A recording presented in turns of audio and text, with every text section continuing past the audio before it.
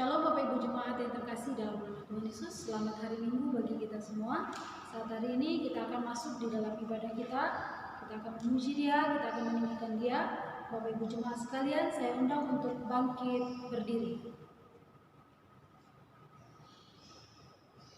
Kiranya bangsa-bangsa bersyukur kepadamu ya Allah. Kiranya bangsa-bangsa semuanya bersyukur kepadamu.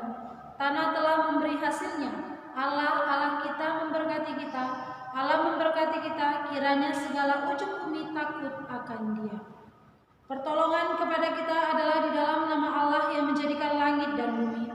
Turunlah kiranya atas kita sekalian anugerah dan sejahtera daripada Allah Bapa dan daripada anaknya Yesus Kristus. Amin. Bapak Ibu Jemaat yang terkasih dalam nama Tuhan Yesus, kiranya Tuhan yang terus memberikan kita kesukaan, terus kita memuji Dia, meninggikan Dia dari nyanyian rohani metodis nomor 9, ayat yang pertama sampai dengan ayat yang ketiga. Tuhan yang beri kesukaan.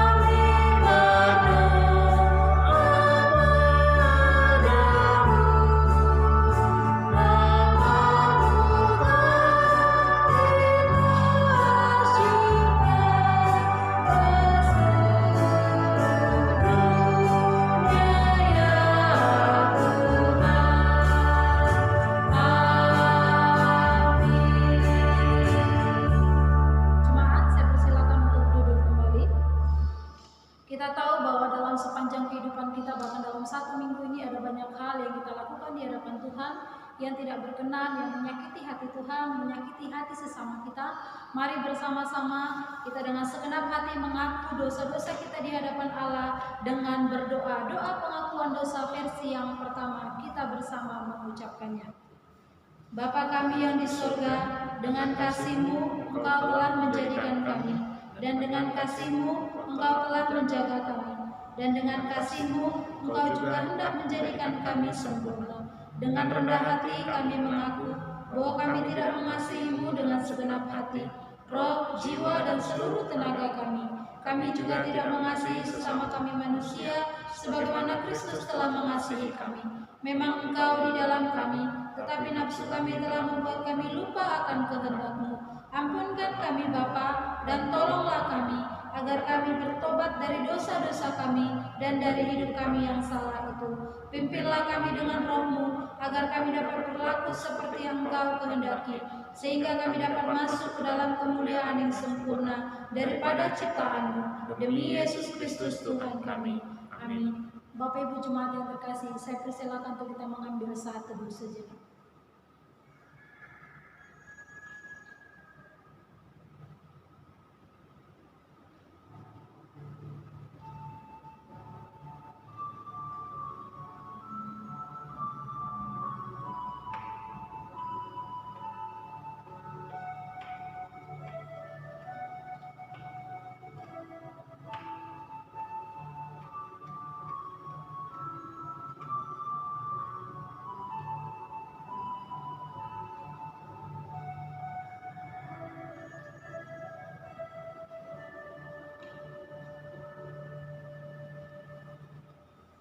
berkesudahan kasih setia Tuhan, tak habis-habisnya rahmat-Nya, selalu baru tiap pagi, besar kesetiaan-Mu. Tuhan adalah bagianku, kata jiwaku, oleh sebab itu aku berharap kepadanya. Haleluya. Amin. Bapak Ibu Jemaat yang terkasih dalam nama Tuhan Yesus, kala susah dan sedih, tak ada nama yang indah, tak ada hal yang kita ingat selain nama Yesus. Maka kita terus memuji Dia. Kita mau meninggikan Dia dengan bernyanyi dari nyanyian rohani metodis nomor 28, ayat yang pertama sampai dengan ayat yang ketiga. Ingat akan nama Yesus.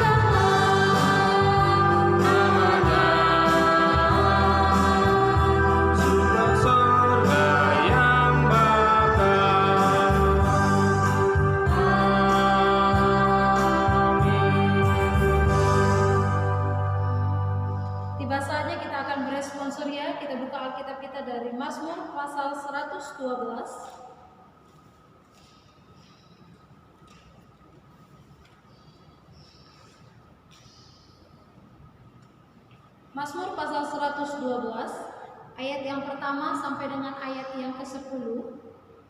Bapak Ibu Jemaat, kita akan baca bergantian. Saya akan baca ayat yang pertama, Bapak Ibu Saudara sekalian selanjutnya, begitu seterusnya. Nanti ayat yang ke-10 kita akan baca bersama-sama. Bahagia orang benar, haleluya. Berbahagialah orang yang takut akan Tuhan, yang sangat suka kepada segala perintahnya. Anak cucunya akan perasa di bumi, angkatan orang benar akan diberkati. Harta dan kekayaan ada dalam rumahnya, kebajikannya tetap untuk selamanya. Di dalam gelap terbit terang bagi orang benar, pengasih dan penyayang orang yang adil. Mujur orang yang menaruh belas kasihan dan yang memberi pinjaman, yang melakukan urusannya dengan sewajarnya. Sebab ia tak akan goyah untuk selama-lamanya, orang benar itu akan diingat selama-lamanya. Ia tidak takut kepada kabar celaka, hatinya tetap penuh kepercayaan kepada Tuhan. Hatinya teguh, ia tidak takut sehingga ia memandang para lawannya. Ia membagi-bagikan, ia memberikan kepada orang miskin, Kebajikan tetap untuk selamanya, tanduknya meninggi dalam kemuliaan. Kita bersama. Orang fasik melihatnya lalu sakit hati. Ia mengertakkan giginya lalu hancur. Keinginan orang fasik akan menuju kebinasaan. Puji nama Tuhan. Gloria Patri.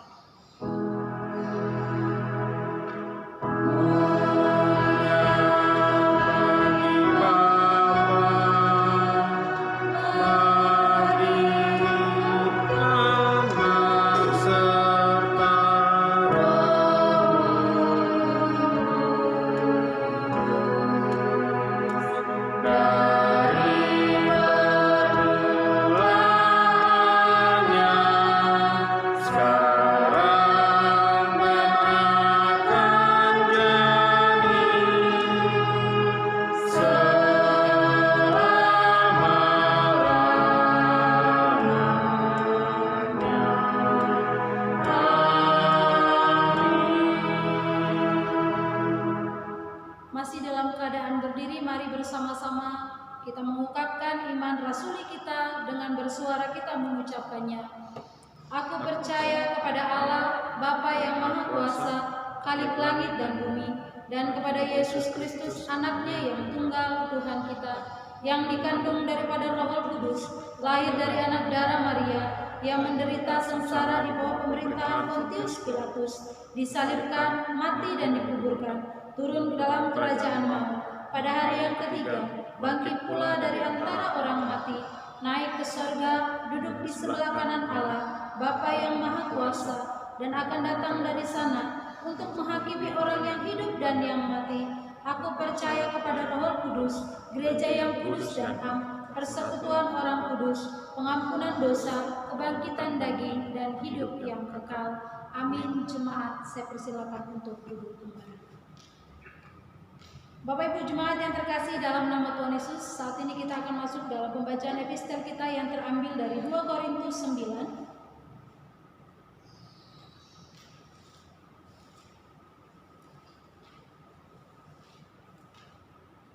2 Korintus pasal yang ke-9 ayat yang ke-6 sampai dengan ayat yang ke-15.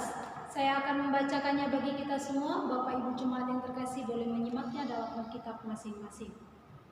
2 Korintus 9 ayat yang ke-6 sampai dengan ayat yang ke-15. Begini bunyi firman Tuhan. Memberi dengan sukacita membawa berkat.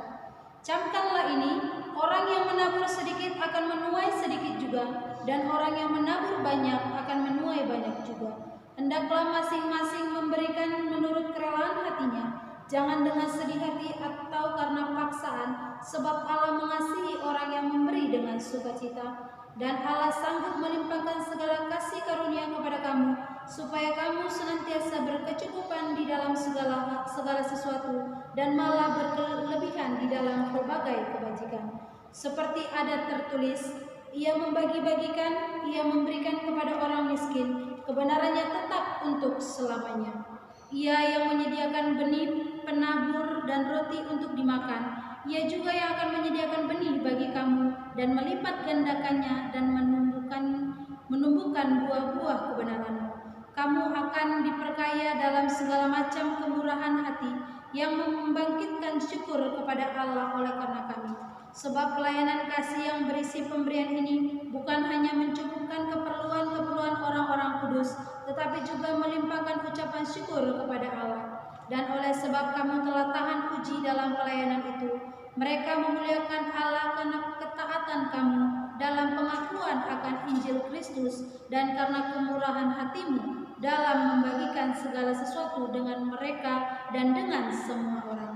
Sedangkan di dalam doa mereka juga merindukan kamu oleh karena kasih karunia Allah yang melimpah di atas kamu. Syukur kepada Allah karena kasih-Nya, syukur kepada Allah karena karunia-Nya yang tak terkatakan itu. Terpujilah nama Tuhan. Bapak Ibu Jemaat yang terkasih dalam nama Tuhan Yesus, tiba saatnya kita akan memberikan yang terbaik untuk Tuhan. Hari ini adalah minggu pertama di dalam bulan Juni. Maka Bapak Ibu Jemaat yang terkasih, mari kita persiapkan persembahan persepuluhan, ucapan syukur, misi, dan mari kita membaca nats persembahan yang terambil dari Malaki 3 ayat yang ke-10. Bawalah seluruh persembahan persepuluhan itu ke dalam rumah pembendaraan, supaya ada persediaan makanan di rumahku, dan ujilah aku, firman Tuhan semesta alam. Apakah aku tidak membukakan bagimu tingkap-tingkap langit dan mencurahkan berkat kepadamu sampai berkelimpahan? Puji nama Tuhan. Mari kita bersatu dalam doa. Bapa, kami bersyukur untuk segala berkat yang telah kami terima di dalam kehidupan kami. Di dalam kekurangan kami, Engkau mencukupkan segala yang kami butuhkan. Tiba saat ini Tuhan, sebagai rasa ucapan syukur kami di hadapan Tuhan, kami hendak memberikan persembahan kami di hadapan Tuhan. Biar setiap kami yang memberikan persembahan ini, berkat Tuhan mengalir dalam setiap kehidupan kami. Dan persembahan yang boleh kami berikan menjadi hormat kemuliaan bagi nama Tuhan. Kami siap memberikan persembahan dalam nama Tuhan Yesus, kami berdoa. Amin. Sambil mengumpulkan persembahan, Bapak Ibu Jemaat, kita memuji Tuhan dari nyanyian rohani metodis nomor 106, ayat yang pertama sampai dengan ayat yang kedua. Tuhan berikan berkat.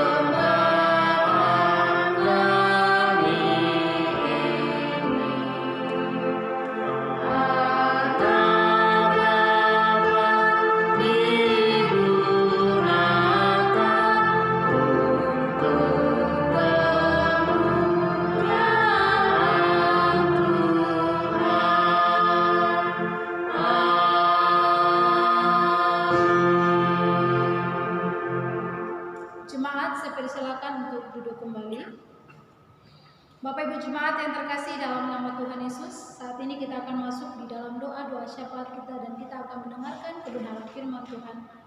Kita percaya kita ada sampai saat ini bukan karena kekuatan kita boleh menjalani setiap kehidupan kita bukan karena kekuatan kita, itu semua karena Tuhan. Maka kita memuji Dia, kita mengagungkan Dia bukan dengan kekuatan.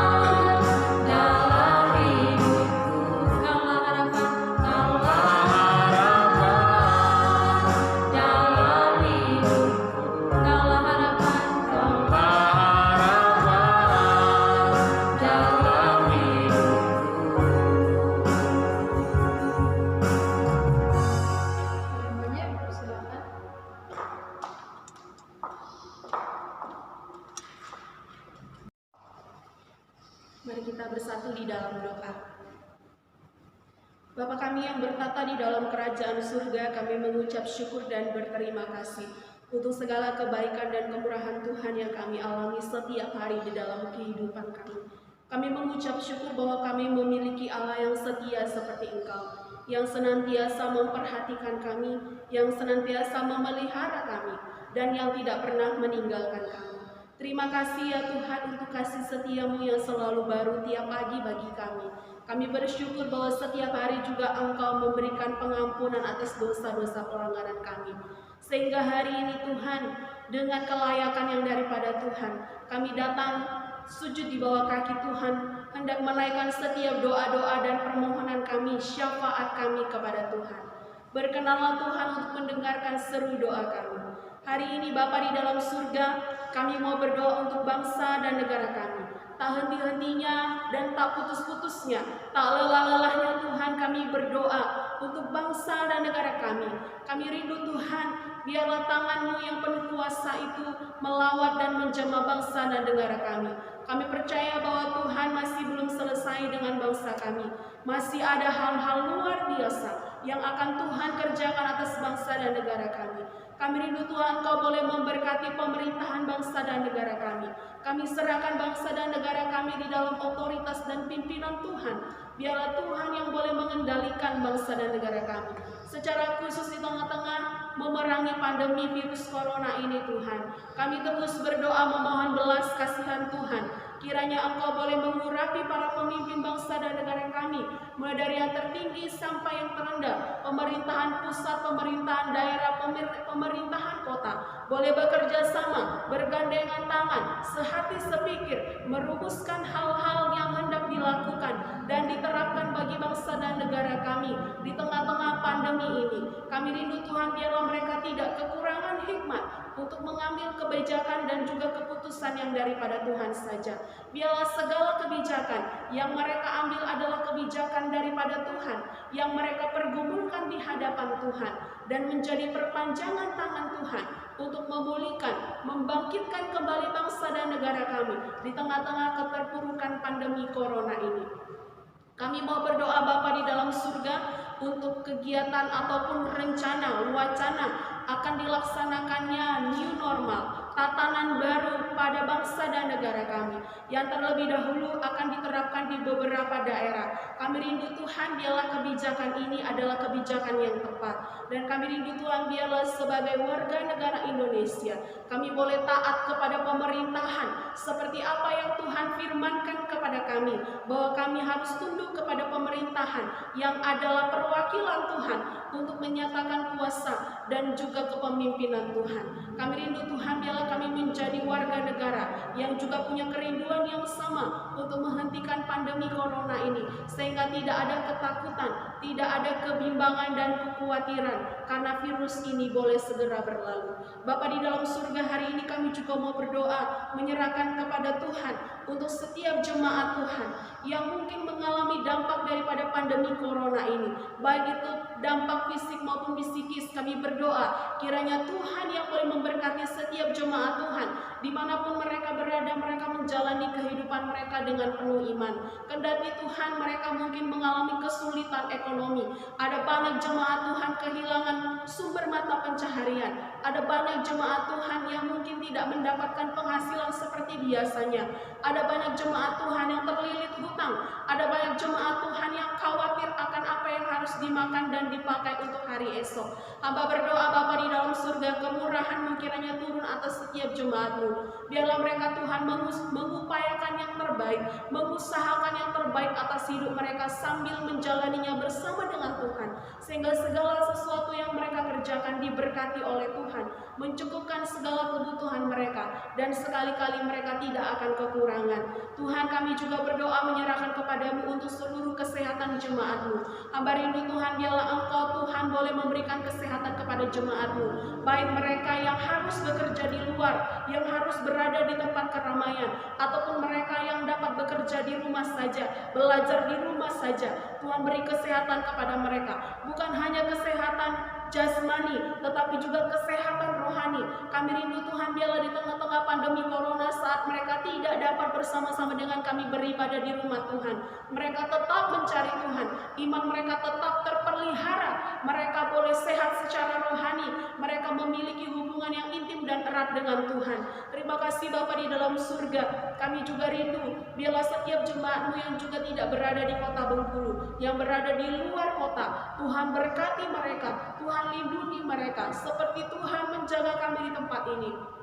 Demikian kami percaya Tuhan menjaga dan melindungi mereka dimanapun mereka berada. Terima kasih Bapa di dalam surga. Hari ini kami juga bersyukur untuk sukacita pertambahan usia bagi setiap jemaat yang Tuhan berikan kepada mereka pada minggu ini. Kami mau berdoa Bapa di dalam surga untuk Elizabeth, kami mau berdoa untuk Ibu Lestaria Lumbangaol, kami mau berdoa untuk Ibu Yuniar, kami mau berdoa untuk Bapak Dunan Lumban Tobing, kami mau berdoa untuk Ibu Risma Uli Simbolon, kami mau berdoa untuk Bapak Bambang Nur Hadi, dan kami mau berdoa untuk Rasel Giselia.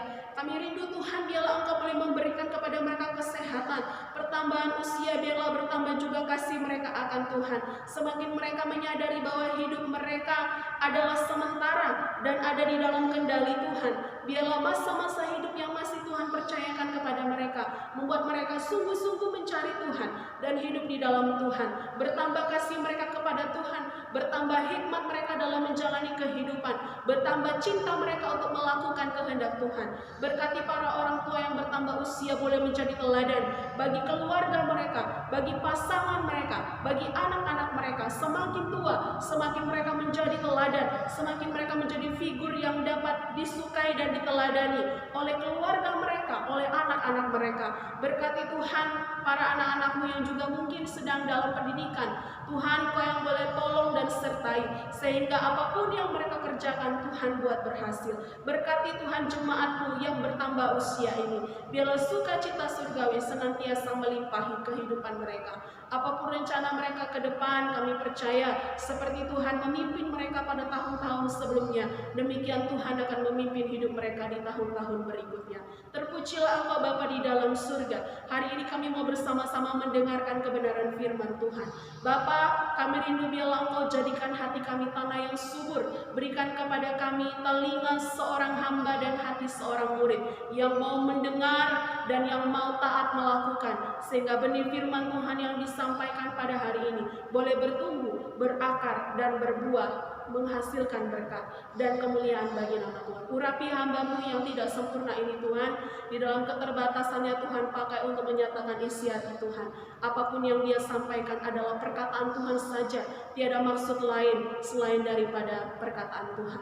Terima kasih Bapa, kami serahkan setiap doa dan permohonan kami kepada Tuhan. Jadilah kehendak Tuhan, dan kami siap mendengarkan firman-Mu. Dalam nama Yesus kami berdoa. Amin.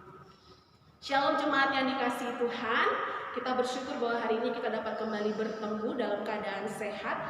Kita bersyukur juga bahwa pada hari ini kita masih diberikan kesempatan untuk mendengarkan suara Tuhan. Bapak Ibu Saudaraku yang dikasihi Tuhan, mungkin sudah hampir 2 bulan ya kita mengalami ibadah seperti ini. Apakah setiap firman yang disampaikan sungguh-sungguh telah tertanam dan hidup di dalam hati Bapak Ibu jemaat, atau hanya sekedar tontonan-tontonan rohani saja? Mari kita cek supaya jangan hanya kantong yang menipis ya. Jangan kantong sudah menipis pun kerohanian juga menipis ya, sangat disayangkan. Biarlah hari ini kita boleh bersama-sama dengan antusias mendengarkan kebenaran firman Tuhan. Firman Tuhan hari ini diambil dari kitab Ratapan. Mari kita buka Alkitab kita. Kitab Ratapan pasalnya yang ketiga, ayatnya yang ke-15 sampai ayat yang ke-26 saja ya. Karena kalau kita baca seluruh pasal 3 itu panjang sekali. Jadi saya akan mau kita fokus membaca dalam Ratapan pasal 3. Ratapan dalam perjanjian lama ya Bapak Ibu jemaat yang dikasihi Tuhan. Sesudah Yeremia. Ratapan pasal yang ketiga, ayatnya yang ke-15 sampai ayatnya yang ke-26. Ratapan pasalnya yang ketiga, ayatnya yang ke-15 sampai ayatnya yang ke-26. Kita akan membacanya bersama-sama Saya membacakan, Bapak Ibu menyaksikan di dalam hati, ya, menyaksikan Alkitabnya, mengikuti di dalam hati. Ratapan pasal 3 ayatnya yang ke-15 sampai ke-26, demikian firman Tuhan. Ia mengenyangkan aku dengan kepahitan, memberi aku minum ibu. Ia meremukkan gigi-gigiku dengan memberi aku makan kerikil. Ia menekan aku ke dalam debu. Engkau menceraikan nyawaku dari kesejahteraan. Aku lupa akan kebahagiaan. Sangkaku hilang lenyaplah kemasyhuranku dan harapanku kepada Tuhan. Ingatlah akan sengsaraku dan pengembaraanku, akan ipu dan racun itu. Jiwaku selalu teringat akan hal itu dan tertekan dalam diriku. Tetapi hal-hal inilah yang kuperhatikan. Oleh sebab itu aku akan berharap. Tak berkesudahan kasih setia Tuhan, tak habis-habisnya rahmat-Nya. Selalu baru tiap pagi, besar kesetiaan-Mu. Tuhan adalah bagianku, kata jiwaku. Oleh sebab itu aku berharap kepadanya. Tuhan adalah baik bagi orang yang berharap kepadanya. Bagi jiwa yang mencari Dia adalah baik menanti dengan diam pertolongan Tuhan. Sedemikian jauh pembacaan firman Tuhan kita pada pagi ini. Bapak Ibu, saudara-saudari jemaat yang dikasihi Tuhan, tema firman Tuhan hari ini adalah saat aku menderita. Nah, Bapak Ibu saudaraku yang dikasihi Tuhan, sebelum kita masuk ke dalam firman Tuhan, saya mau menceritakan sebuah kisah. Ada seorang pemuda miskin, ya, ada seorang pemuda miskin. Dia hidup di sebuah desa. Ketika dia hendak berburu binatang ke hutan, dia menemukan sebuah peta harta karun. Pemuda tersebut bergegas mencari harta karun itu dengan petunjuk arah yang ada di dalam peta itu. Dan akhirnya dia tiba di satu titik, ia pun menemukan sebuah guci yang lusuh. Tahu guci ya Bapak Ibu ya? Sebuah guci yang lusuh. Lalu kemudian ia bawa pulang guci itu, lalu dia membersihkan guci itu, hingga akhirnya guci itu menjadi bersih dan mengkilap. Pak, kalau ibu-ibu mungkin suka koleksi guci untuk tempat bunga. Nah, guci ini kemudian mengkilap dan betapa senangnya pemuda itu menemukan guci ini. Seketika muncul dalam hatinya untuk menjual guci ini. Karena dia hidup sangat miskin, maka dia berpikir bagaimana kalau aku jual guci ini, pasti mahal, ya. Pasti aku akan jadi kaya raya, pasti aku tidak akan kesusahan lagi. Tetapi ketika dia melihat guci itu, dia merasa bahwa aku ini orang miskin. Aku tidak punya apa-apa. Kalau guci ini kujual, maka aku benar-benar tidak mempunyai apa-apa. Setidaknya kalau guci ini bersama denganku, aku masih punya satu hal yang kubanggakan, ya. Nah, Bapak Ibu saudaraku yang dikasihi Tuhan, pada akhirnya pemuda itu memutuskan untuk tidak menjual guci itu, ya. Dia menyimpan guci itu dengan baik. Lalu kemudian Bapak Ibu saudaraku yang dikasihi Tuhan, belakangan baru diketahui bahwa ternyata guci itu adalah guci ajaib, ya. Guci ajaib artinya adalah ketika guci itu diisi air, maka air itu dapat menyembuhkan orang sakit. Wah, luar biasa ya. Pemuda itu kemudian menyadari bahwa ternyata air yang dia simpan di dalam guci itu berkhasiat untuk menyembuhkan penyakit. Seketika Bapak Ibu Saudara yang dikasihi Tuhan, tersiarlah kabar bahwa ada pemuda memiliki sebuah guci yang ajaib di mana airnya dapat menyembuhkan orang. Dan tiba-tiba Bapak Ibu Saudara yang dikasihi Tuhan, pemuda itu menjadi sangat terkenal.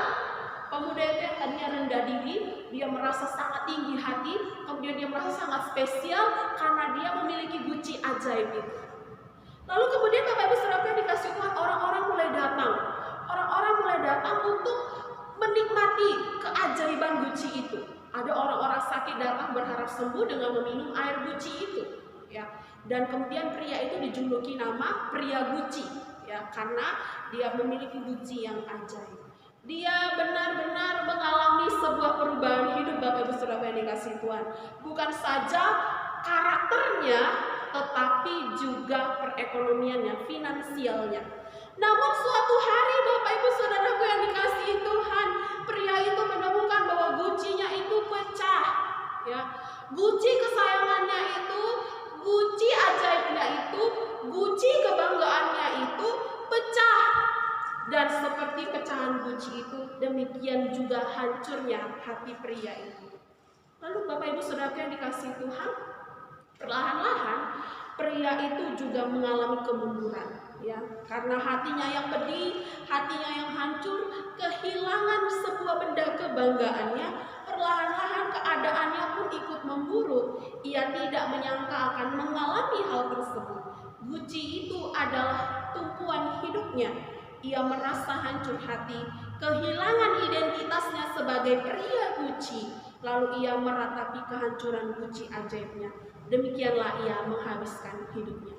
Bapak Ibu Saudaraku yang dikasihi Tuhan, di dalam Alkitab, kalau kita baca Alkitab, kisah ini juga terjadi kepada orang Yehuda, ya. Orang Yehuda yang mengalami kehilangan identitas pasca hancurnya kota Yerusalem yang menjadi kebanggaan mereka. Tidak hanya kehancuran Yerusalem, tetapi sampai kepada diangkutnya sisa-sisa orang Yehuda ke negeri asing mencari buangan di Babel. Bapak Ibu Saudaraku yang dikasihi Tuhan, satu bangsa yang merasa besar, satu bangsa yang merasa spesial karena mereka memiliki Allah. Ya, kalau kita sering baca Alkitab, di dalam Alkitab itu sering sekali dituliskan Allah Israel. Ada Allah di Israel. Jadi mereka merasa sangat spesial. Mereka sangat bangga dengan identitas mereka. Tapi kemudian ya Yerusalem yang dikenal sebagai tempat kediaman kehadiran Allah, ya, ternyata kota itu dihancurkan dan dibumi hanguskan. Bapak Ibu Saudaraku yang dikasihi Tuhan, mereka yang merasa sangat spesial karena memiliki Allah ternyata berakhir sebagai buangan. Yang lebih malang adalah berada sebagai buangan di negeri asing yang tidak mengenal Allah. Bapak Ibu bayangkan, kalau Bapak Ibu adalah orang yang sangat hebat, lalu kemudian kondisi Bapak Ibu terpuruk dan Bapak Ibu harus menjadi budak pada salah satu orang yang tidak mengenal Allah, yang mungkin tidak selevel dengan kita, apa rasanya? Ya. Kehancuran itu dialami oleh orang Yehuda. Kejadian ini pun membuat Nabi Yeremia meratap dengan amat sedih dan hancur hati atas keputusan Tuhan terhadap Yerusalem dan orang Yehuda. Jadi secara khusus anak-anak muda mungkin pernah main filter Instagram, kuis Alkitab. Ada salah satu pertanyaannya, nabi yang meratap itu siapa? Yeremia. Kenapa Yeremia? Karena Yeremia ini salah satu nabi yang meratapi keputusan Tuhan atas hancurnya bangsa yang besar, bangsa Israel.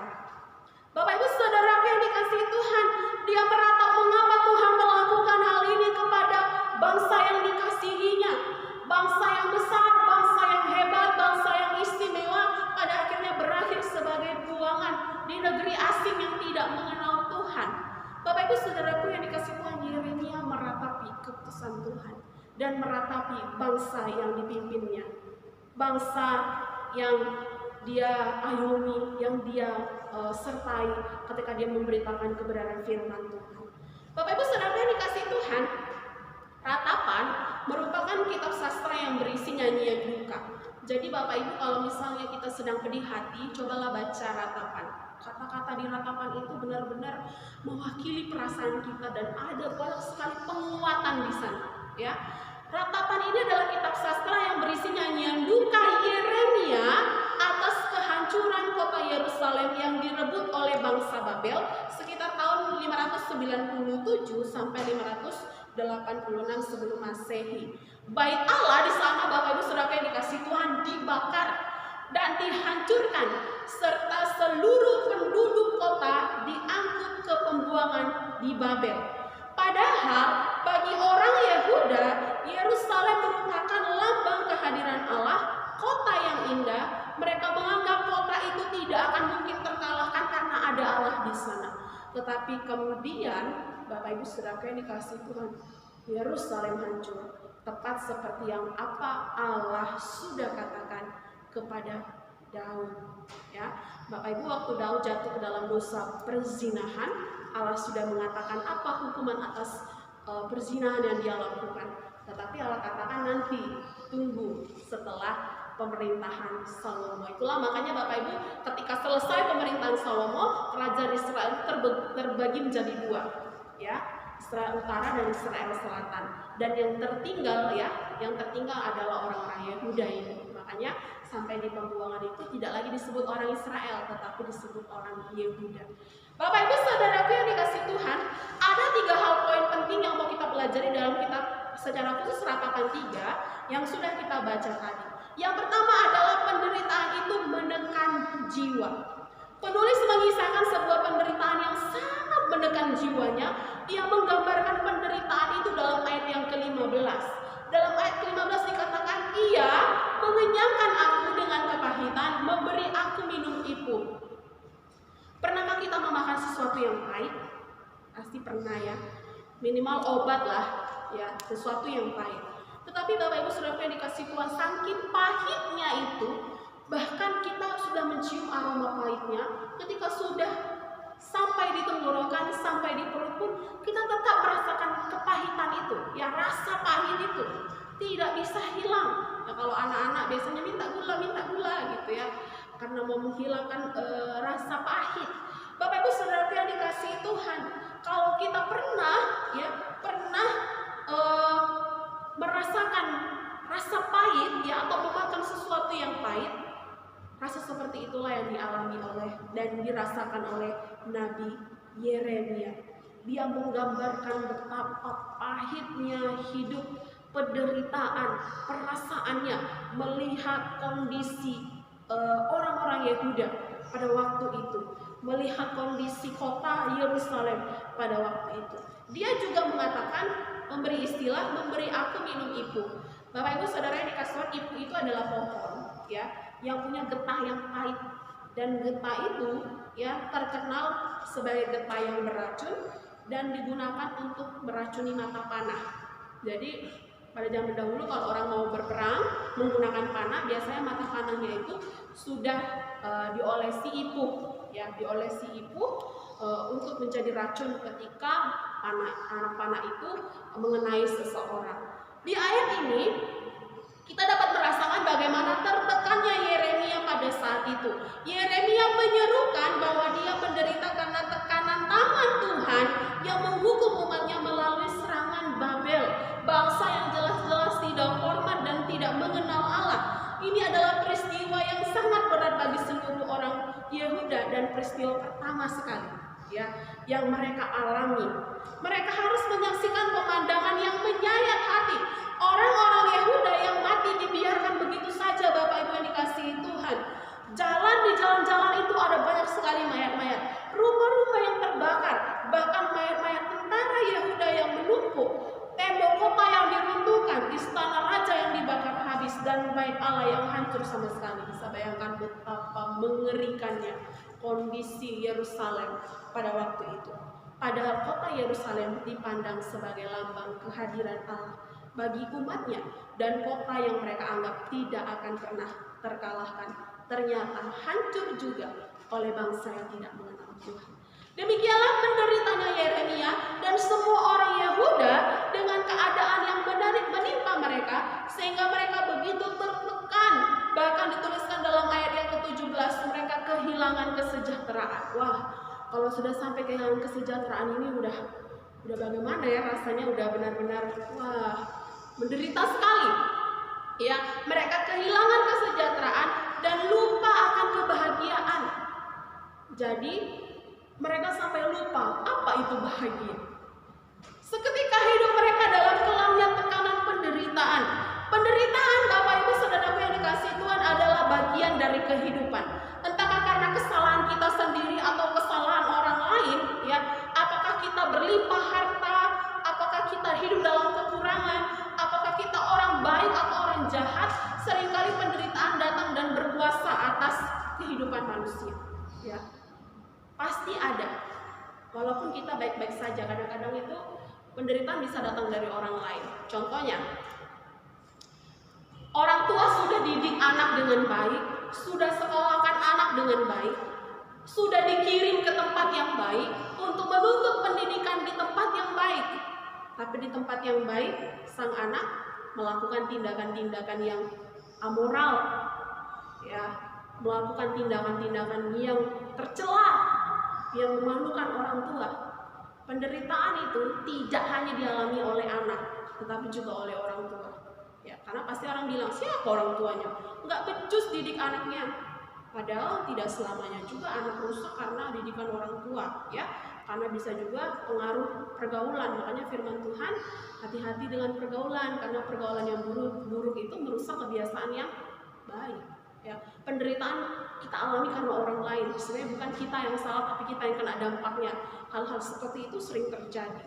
Ya, atau karena ulah kita sendiri entah di masa lalu, ya, yang kemudian membuat kita hidup di dalam sebuah penderitaan. Yang jelas penderitaan menghampiri siapa saja, tidak pandang bulu, tidak pandang usia, tidak pandang status sosial.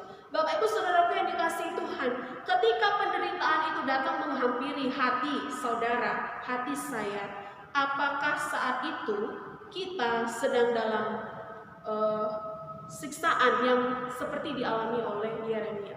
Ya. Apakah Bapak Ibu Saudaraku yang berada di rumah sedang dalam sebuah penderitaan yang menekan jiwa?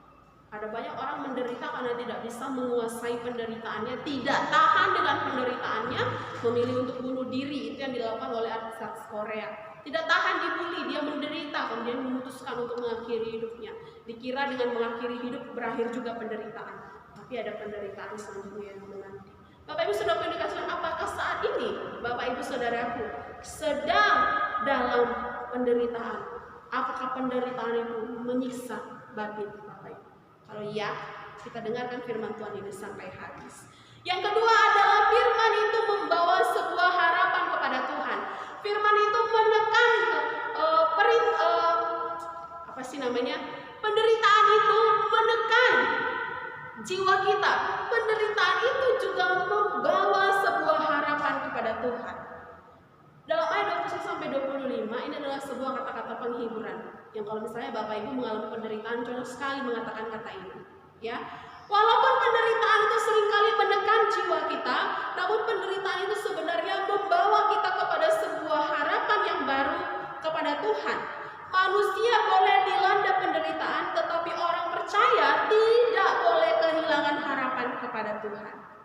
Ya, perhatikan, manusia, saya, Bapak Ibu, saudara-saudara, boleh mengalami penderitaan, ya, tetapi orang percaya, saya, Bapak Ibu, saudara-saudara, tidak boleh kehilangan harapan. Ya, saya bedakan manusia secara universal. Orang percaya adalah saya, dan Bapak Ibu yang saya percaya juga adalah orang percaya. Tidak boleh kehilangan harapan kepada Tuhan. Tidak semua buah dan sayur pahit itu hanya menghasilkan rasa pahit saja. Beberapa di antaranya bahkan berkhasiat untuk kesehatan dan menjadi obat. Saya dengar katanya daun pepaya, ya, walaupun pahit bisa menjadi obat malaria. Walaupun pahit bisa berkhasiat juga untuk kesehatan. Kehancuran Yerusalem membuat orang Yehuda melihat kehadiran dan kuasa Allah dengan cara yang berbeda. Allah tidak hanya terbatas di kota Yerusalem, tetapi Allah ada bersama dengan mereka dimanapun mereka berada, bahkan ketika mereka berada di negeri yang tidak percaya kepada Allah. Bapak Ibu Saudara yang dikasihi Tuhan, kalau kita baca Alkitab itu, ya, dituliskan kemudian Babel itu menjadi percaya kepada Allah karena ada anak-anak Tuhan yang hidup sebagai buangan di Babel, yaitu Daniel, Sadrak, Mesak, dan Abednego. Karena iman mereka kemudian dikatakan Nebukadnezar dan juga rakyat pada waktu itu juga percaya kepada Allah. Jadi Bapak Ibu Saudara yang dikasihi Tuhan, penderitaan boleh pahit, tetapi pengharapan kepada Tuhan tidak boleh hilang. Karena ada sesuatu yang sedang Tuhan kerjakan, yaitu membuat kita lebih berharap kepada Tuhan ketika kita mengalami sebuah penderitaan.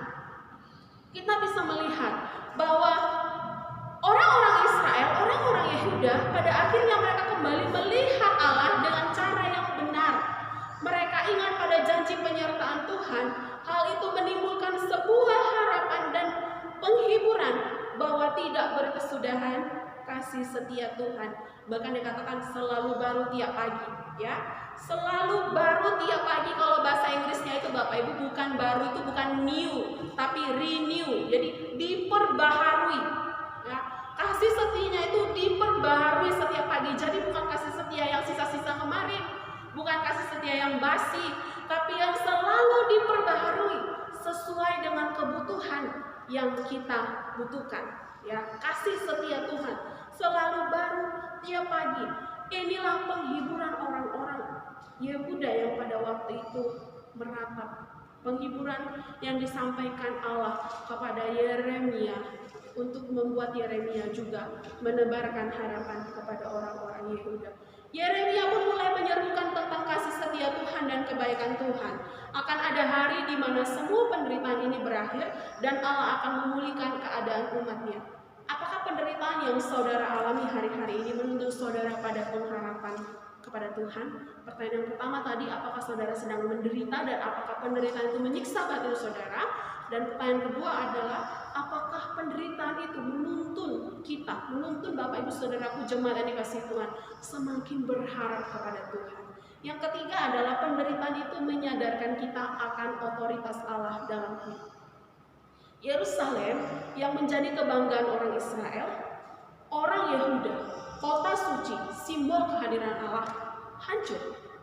Kota yang tidak pernah disangka-sangka akan hancur pada akhirnya diserang oleh orang yang tidak mengandalkan Allah. Hidup orang Yehuda berada di dalam kendali Allah, otoritas Allah. Tidak ada satu hal pun mampu menggagalkan rencana Allah atas umatnya. Bahkan orang Yehuda harus mengakui bahwa tiada Tuhan yang lebih berkuasa atas diri mereka selain daripada Allah. Berhala-berhala mereka itu tidak dapat menyelamatkan mereka. Kendati mereka memberikan korban persembahan di bukit-bukit pengorbanan untuk para berhala, berhala itu tidak dapat menolong mereka. Yerusalem tetap hancur, kota megah hancur. Pria Gucci tadi dapat kehilangan Gucci-nya, sekalipun itu adalah Gucci yang ajaib. Orang Israel menyadari bahwa Allah sejatinya adalah kebanggaan mereka, bukan hal-hal lain yang dapat hancur dan binasa. Sehebat dan sespesial apapun mereka, hidup mereka ada dalam kendali Allah yang dapat menghukum segala pelanggaran mereka dan yang dapat menunjukkan kasih setianya kepada orang-orang Yehuda. Kemana kita meletakkan kebanggaan kita, Bapak Ibu Saudara yang dikasihi Tuhan? Apakah penderitaan yang kita alami mendatangkan sebuah kesadaran bahwa Allah itu pemegang kendali atas hidup saya? Apakah itu membuat kita semakin mengakui otoritas Allah dalam diri kita? Bapak Ibu Saudara yang dikasihi, setiap kita pasti pernah mengalami penderitaan, ya seperti yang saya katakan tadi, atau bahkan mungkin kita saat ini sedang menderita. Yang jelas adalah saat ini semua orang sedang menderita. Penderitaan yang sama itu adalah penderitaan karena pandemi corona, ya. Ada banyak usaha-usaha yang berjaya tidak lepas dari dampak corona, ya. Ada banyak usaha-usaha yang berjaya kemudian ambruk, mengalami kemerosotan karena pandemi ini. Ada banyak orang yang tidak membayangkan bahwa tahun ini memiliki angka cantik. Ya, saya ingat sekali ketika saya memasuki tahun 2020, saya bilang, waduh tanggalnya cantik, 2020. Bahkan banyak orang merencanakan untuk menikah di tahun ini. Kenapa? Karena tanggalnya cantik, ya, tahunnya cantik, 2020 gampang diingat. Tapi siapa yang pernah membayangkan bahwa di balik tanggal-tanggal dan angka-angka cantik itu tersimpan sebuah penderitaan yang membuat beberapa orang, bahkan banyak orang menderita dengan pandemi ini, ya. Siapa sangka ternyata tahun ini pandemi corona melanda seluruh bangsa, bahkan bangsa adijaya sekalipun, ya, adijaya sekalipun mereka juga mengalami dampak ini. Bahkan banyak orang kehilangan pekerjaan, banyak orang mengalami kemerosotan pendapatan, hutang yang melilit. Tahun ini ngambil kredit banyak banget, dikirain akan ada banyak sekali berkat. Tahu-tahu corona, cicilan ini itu harus dibayar. Sedangkan pendapatan merosot, pemasukan sedikit, tidak cukup untuk melunasi hutang-hutang. Orang menjual aset-aset mereka untuk bertahan hidup. Bahkan banyak yang kemudian kehilangan anggota keluarga mereka karena terinfeksi virus corona. Bapak Ibu, kalau kita baca angka kematian itu benar-benar luar biasa, ya. Itu seketika banyak sekali orang meninggal kehilangan anggota keluarga, bahkan tidak dapat menyaksikan dan membuat acara untuk kepergian anggota keluarga mereka yang terinfeksi virus corona. Semua ini mendatangkan penderitaan bagi seluruh lapisan masyarakat. Orang tua yang tidak biasa menemani anaknya belajar, mau tidak mau harus belajar bersama dengan anaknya. Para ibu yang sibuk di luar, para papa yang sibuk di luar terpaksa harus memonitori pelajaran anaknya di rumah. Ya. Harus melihat perkembangan anaknya. Semua orang menderita. Orang-orang yang biasa pergi ke luar negeri dengan jet pribadi, orang-orang yang biasa pergi keluar untuk jalan-jalan terpaksa harus menunda, bahkan meng-cancel, ya, membatalkan seluruh rencananya. Semua orang menderita. Bapak Ibu Saudara yang dikasihi Tuhan, namun kemana penderitaan ini membawa kita? Ketika kondisi, secara khusus kondisi perekonomian, kita bicara yang real, kondisi perekonomian menurun, kemana penderitaan ini membawa Bapak Ibu jemaat yang dikasihi Tuhan? Apakah penderitaan ini membawa harapan kepada Tuhan? Atau justru penderitaan ini menjadi alasan untuk meninggalkan Tuhan? Apakah kondisi tersebut menuntun kita untuk tetap berharap kepada Tuhan, melihat kebaikan dan kasih setia Tuhan? Apakah di dalam penderitaan ini kita semakin giat membangun hubungan dengan Allah, berlindung kepada Allah? Ya, atau kita sibuk dengan diri kita, menyelamatkan diri kita sendiri? Atau kita sibuk menyalahkan orang lain? Kita sibuk mengusik kehidupan orang lain? Kita sibuk mencari perhatian orang lain?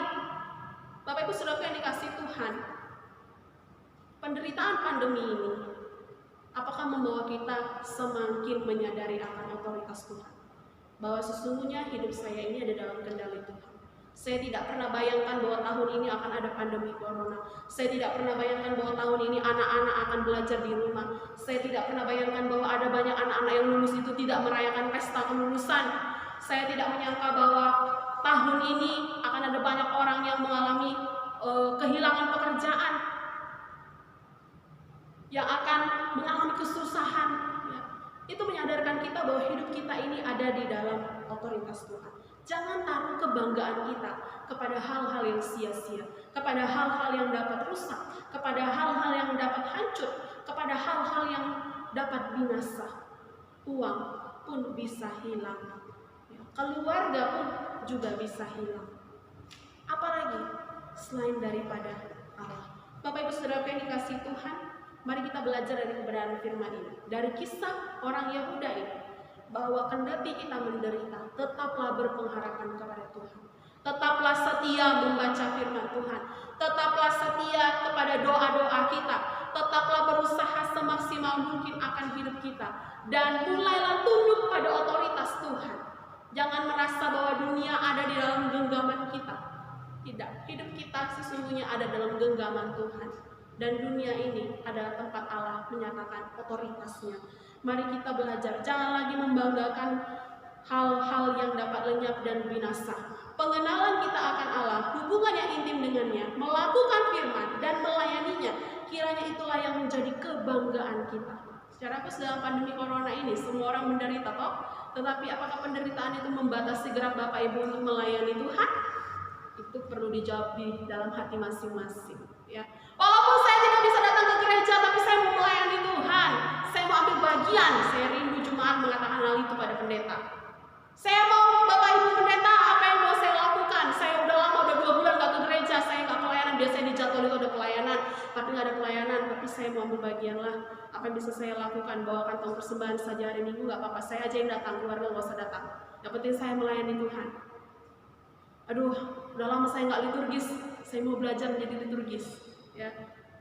Ini suasana yang baru pertama kali. Apa yang mau saya lakukan untuk Tuhan? Penderitaan tidak dapat, hendaknya tidak membatasi langkah kita, semangat kita, harapan kita kepada Tuhan untuk berharap kepada Dia, melakukan firman-Nya dan melayani. Mari kita buka satu ayat sebelum saya akhiri firman Tuhan dalam Matius 11 ayatnya yang ke-28. Ayat ini akan mengakhiri firman Tuhan kita pada hari ini. Matius 11 ayatnya yang ke-28. Saya akan bacakan bagi kita sekalian. Mari kita perhatikan Alkitab kita, Matius 11 ayat 28. Marilah kepadaku semua yang letih, lesu dan berbeban berat, aku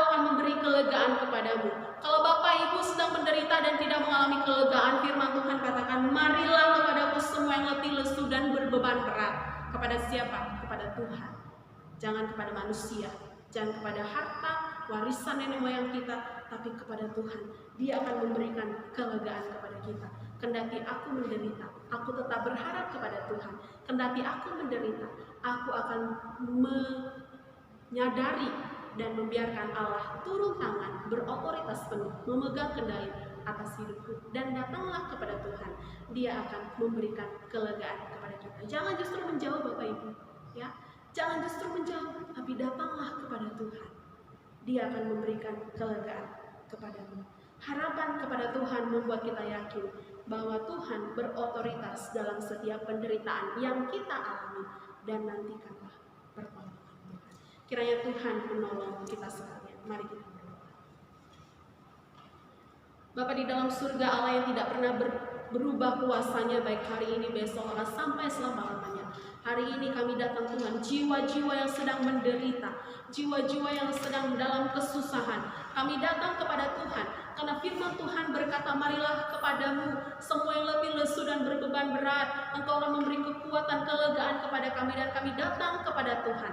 Kendati kami terbatas Tuhan, mungkin kami juga tidak punya kuota untuk beli internet, untuk beli kuota, untuk nonton, untuk ikut bersama-sama beribadah secara live streaming. Tapi itu tidak akan mengurangi hati kami, semangat kami untuk beribadah kepada Tuhan, untuk mencari Tuhan. Kami mau tetap tekun di dalam doa-doa kami. Kami mau tetap tekun di dalam firman yang kami baca. Dan kami rindu Tuhan, bila dalam penderitaan ini juga tidak mengurangi semangat kami untuk melayani Tuhan dan melakukan kebenaran firman Tuhan. Kami rindu Tuhan, biarlah penderitaan ini menuntun kami untuk tetap berharap kepada Tuhan, sampai pada akhirnya kami melihat pertolongan Tuhan dinyatakan pada kami. Terima kasih Bapa di dalam surga.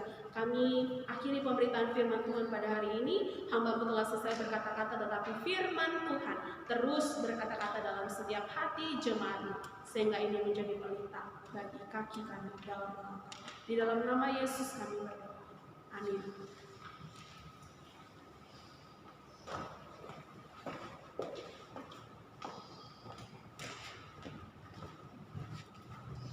Biarlah firman Tuhan yang boleh kita dengar saat hari ini boleh menjadi kekuatan dalam setiap kehidupan kita. Lebih-lebih itu yang akan memimpin setiap jalan-jalan kehidupan kita, sehingga kita tetap tenang di dalam Tuhan. Bapak Ibu jemaat yang terkasih, dalam nama Tuhan Yesus, kita akan mengakhiri ibadah kita dengan memuji Tuhan dan nyanyian rohani Metodis nomor 139 ayat yang pertama sampai dengan ayat yang ketiga. Tenanglah kini hatiku. Tuhan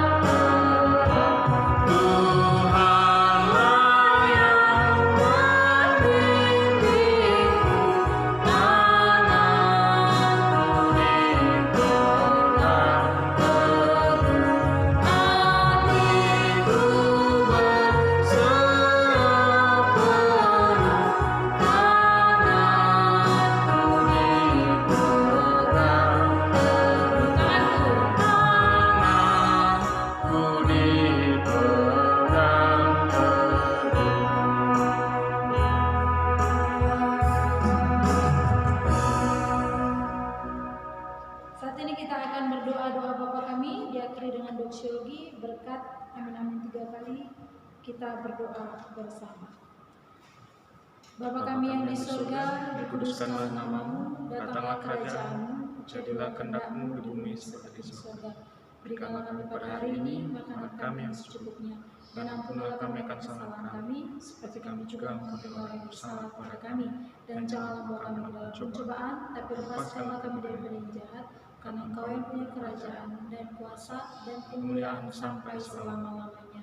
Amin. Kepada Allah berpuji.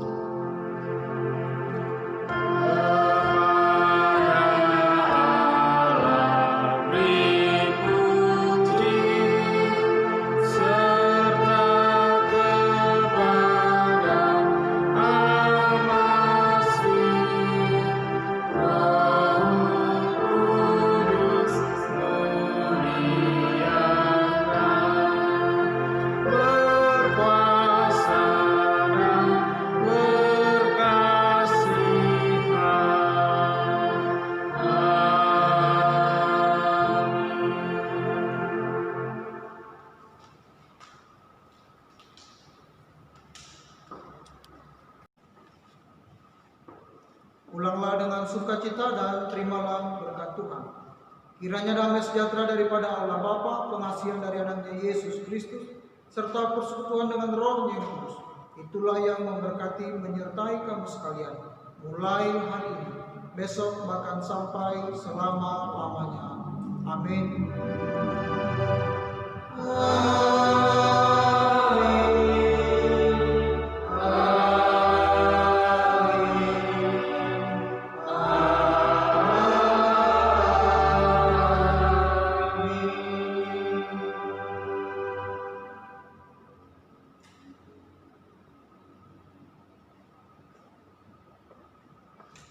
Shalom, jemaat yang dikasih Tuhan yang ada di tempat ini maupun kita yang ada di rumah yang bersama-sama mengikuti ibadah hari Minggu ini. Bapak Ibu terkasih dalam Tuhan Yesus, kita tetap semangat, kita tetap kuat menjalani hari-hari kita, dan mari kita terus berdoa bagi bangsa kita ini agar COVID-19 ini boleh segera berakhir, selesai, dan kita terus berdoa untuk kehidupan kita, biar Tuhan terus menyertai kita, memberkati kita, terus memberikan berkat-berkat-Nya melalui kehidupan kita, dalam pekerjaan kita.